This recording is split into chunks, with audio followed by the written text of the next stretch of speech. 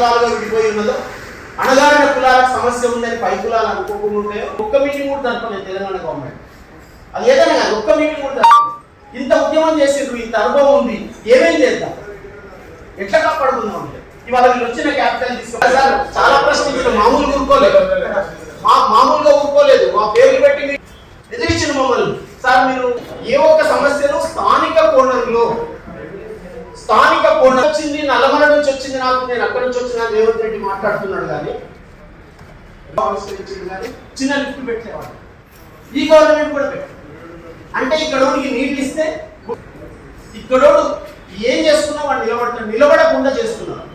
కనుక అసలైన పోరాటం అంత సఫర్ అవుతున్నారు జనం. వర్క్స్ కూడా ఏమున్నాయి ఆలోచించండి మిత్రులారు. మీరు కరోనా ఎప్పుడు కల్టివేట్ చేస్తున్నారు అంటే వ్యవసాయంలోకి వచ్చింది జనం పండి పెట్టుకుంటారా, నిర్మాణ సమకూరుకుంటారా, ఏదో చేస్తారు. ఏదో ఒక వ్యాపారంగా 85% స్థానికులకే ఉద్యోగాలు ఇవ్వాలని చట్టం తీసుకురామని చెప్పాల్సిన అవసరం. వ్యాపారాలు కూడా ఈ గ్రామ స్థాయికి